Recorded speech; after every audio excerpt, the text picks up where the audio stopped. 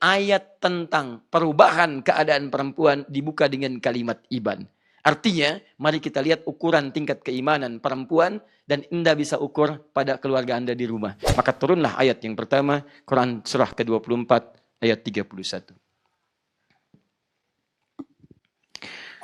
Qul lil mu'minati yaghuddna min absarihinna wa yahfazna furujahunna wa la yubdina zinatahunna illa ma dhahara minha wal yadribna bi khumurihinna. Ini poinnya. Dan katakan Muhammad sallallahu alaihi wasallam pada perempuan-perempuan yang beriman saja. Ibu tolong fokus di sini ya. Dan akhwat muslimah dimanapun Anda berada. Kalau ada ayat Quran berisi perintah ditujukan dengan kalimat iman, artinya bukan cuma perintah nilainya, tapi iman kita dipertaruhkan di situ.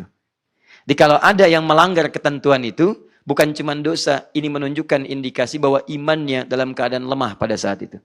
Ingat baik-baik ya, ini patokannya. Kalau ada ayat Quran dibuka dengan kalimat iman, maka informasi di ayat itu sekaligus menunjukkan indikator tingkat keimanan kita. Misal, kalimat iman pertama di Quran disandingkan dengan salat. Quran surah kedua ayat ketiga. Alladzina yu'minuna bil ghaib wa yuqimunas shalah. Salat disandingkan dengan iman. Artinya, penegakan salat, pelaksanaan salat sekaligus jadi indikator tingkat keimanan kita. Kalau Anda sedang semangat salat, berangkat ke masjid, jamaah, saf pertama, tandai teman-teman, iman Anda sedang kuat. Anda mau tahajud saat orang nonton bola, Anda tahajud.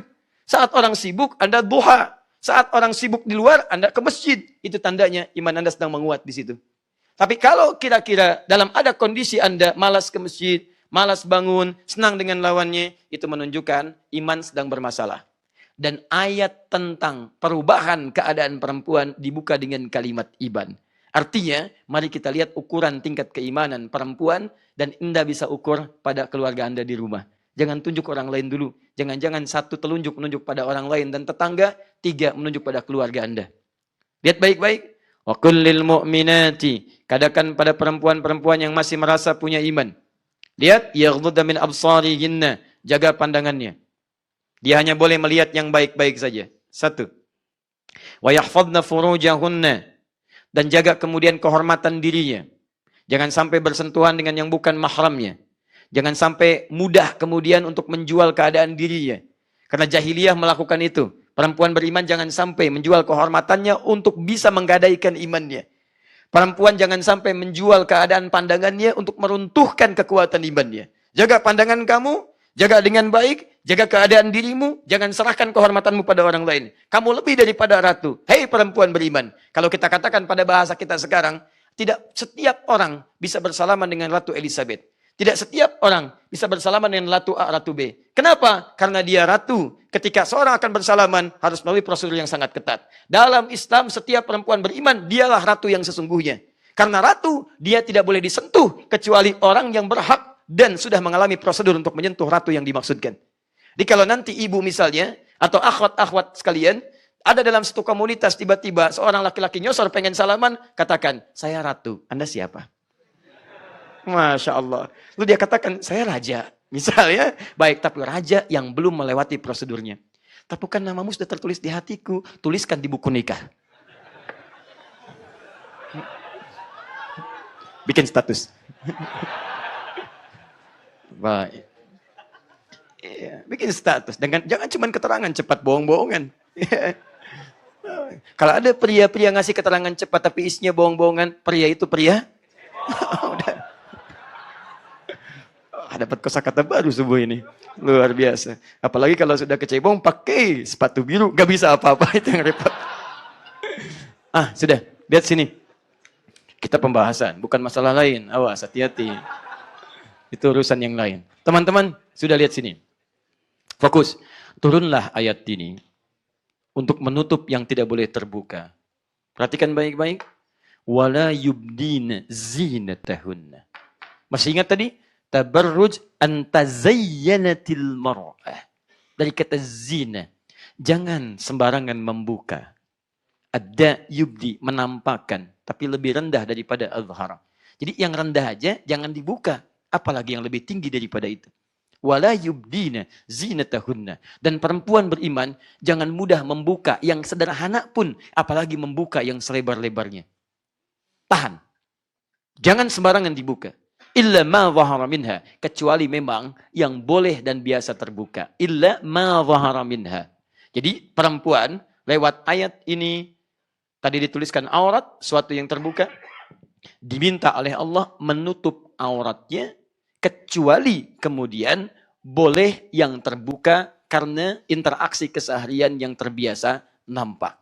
Jadi tertutup, tutup dengan tirai supaya tidak kelihatan nampak. Dalam bahasa Arab sesuatu yang ditutup halus disebut dengan satar namanya. Kalau tutupnya kuat disebut dengan hijab namanya. Baik, ini ada kan suka ada penutup ya dalam kajian misalnya kan laki-laki perempuan. Kalau penutupnya seperti gorden itu satar namanya. Satrun. Kalau penutupnya dari triplek yang sama sekali nggak nampak kesananya, ya kasar misalnya begini, itu hijab namanya. Perhatikan bahasa-bahasanya. Satrul aurat, bukan hijabul aurat. Kalau hijab pakai triplek. Wah, kalau sarung tangan dari triplek gitu kan. Masya Allah luar biasa. Pakaian dari triplek. Kepalanya topeng baja. Misal kan. Nah, itu hijab namanya. Kalau ini satrun. Perhatikan detil. Diksinya tuh pas banget. Jadi kalau ini bukan perkataan-perkataan yang memang sudah muncul dari nilai kefasihan, mustahil akan hadir di sini. Satrun. Disatukan dengan aurat, muncullah istilah di sini dengan satrul aurat. Ayat pertama turun di Quran adalah ayat yang menjaga kehormatan perempuan, satrul aurat. Mencegah dan menutup segala yang tidak boleh tampak. Satrul aurat.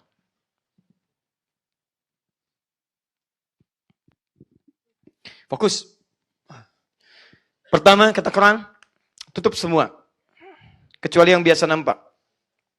Nah, satrul aurat, di sini teman-teman sekalian dibagi dua bagian. Pelan-pelan. Satrul aurat, nanti auratnya dibagi pada dua bagian.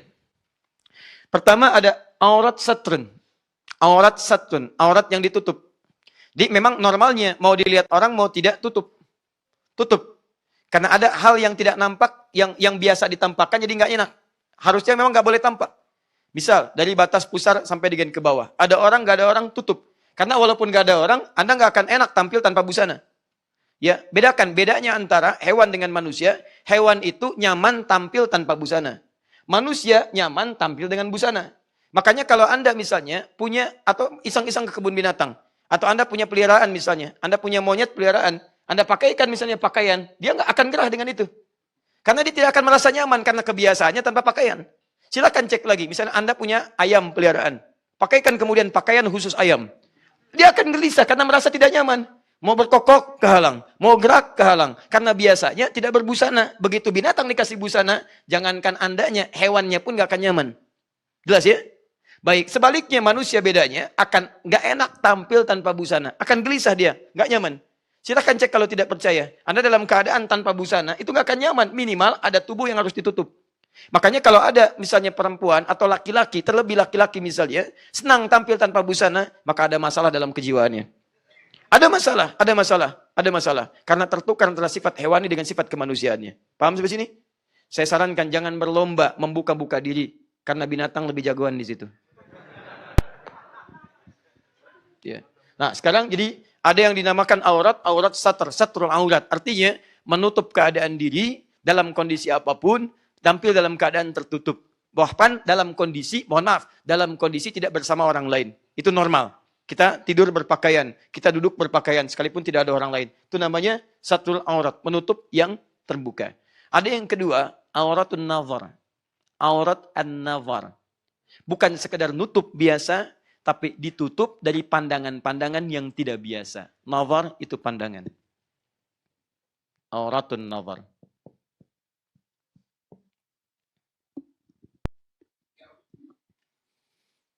Sudah? Nah, fase pertama, wala yubdina zinatahunna illa ma dhahara minha. Jangan tampakkan, jangan tampilkan kecuali yang biasa nampak. Biasa nampak itu ada kalinya sendirian, ada kalanya kemudian di hadapan orang banyak. Kalau sendirian, tutup. Jangan berlebihan, jangan dibuka semua. Kalau di hadapan orang yang banyak, silahkan Anda tutup dengan baik. Dan ada yang nampak yang biasa dilihat. Tapi hati-hati kata Quran, ada yang kedua isyaratnya. Auratun nazar, yang terbiasa orang menelisik untuk melihat itu lebih dalam.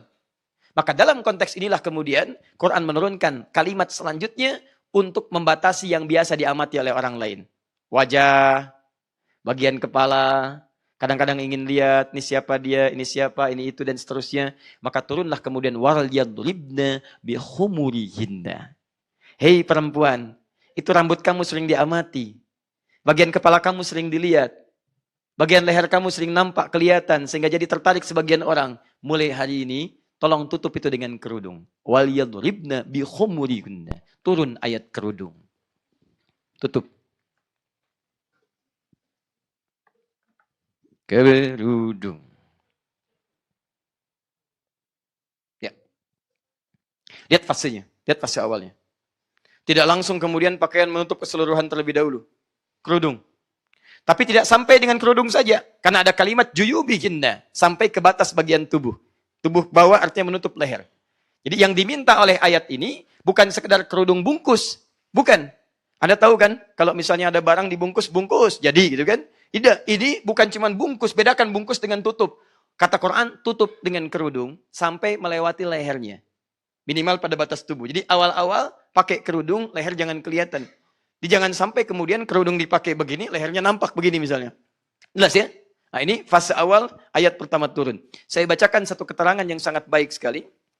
Saya simpulkan di sini. Ini pada hadis riwayat Al-Bukhari. Nanti teman-teman saya coba titipkan ke panitia. Jadi nanti bisa dikopi oleh teman-teman sekalian di kesimpulan 4 mazhabnya. Nanti saya bacakan di akhirnya. Baik, saya langsung bacakan. Lihat di Al-Bukhari nomor hadis 4759. Ya, saya bacakan hadisnya. Lamma nazalat hadhil ayat wal yadribna bi khumurihinna ala juyubihinna. Ketika turun ayat ini tentang kerudung tadi, akhadna uzrahunna fashaqqahunna min qabal al-hawashi fakhtamarna biha. Maka ketika ayat itu turun, semua perempuan-perempuan beriman ingin membuktikan keimanannya di hadapan Allah. Maka mereka berebut mencari kain-kain yang mungkin didapatkan. Bahkan disebutkan di sini min qibalil hawashi, tidak sedikit dari orang yang perempuan yang merobek kain selimutnya hanya untuk sekedar membuktikan imannya di hadapan Allah Subhanahu wa taala. Anda bayangkan sifat orang-orang beriman pada masa itu. Begitu turun ayat, enggak nanya, kok ditutup ya? Ya. Kok begini ya? Ya. Kok begitu ya? Ya.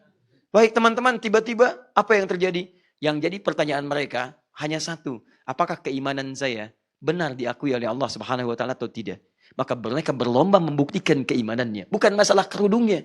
Bukan masalah kerudungnya, tapi masalah imannya, itu poin pentingnya. Ya, itu yang penting saya dapat pengakuan dari Allah. Mau kerudung begini, kerudung begitu, itu persoalan yang lain. Maka ada yang merobek selimutnya, ada yang merobek spraynya, ada yang merobek kainnya. Demi apa? Demi membuktikan keimanan di hadapan Allah Subhanahu wa taala. Zaman dulu nggak punya kerudung, robek selimut. Zaman sekarang kerudung apa model yang tidak ada? Kerudung apa? Sekarang terbentang. Zaman dibebaskan dari keburukan, dilindungi kehormatan, semua mencari barang untuk membuktikan keimanannya. Sekarang barang semua terbentang dan tidak ada alasan bagi perempuan-perempuan beriman untuk menghindari nilai-nilai yang seperti itu. Teman-teman sekalian, saya kembalikan. Jadi mereka kemudian pakai itu untuk menutup bagian kepala sampai dengan ke bagian lehernya. Jelas sampai sini?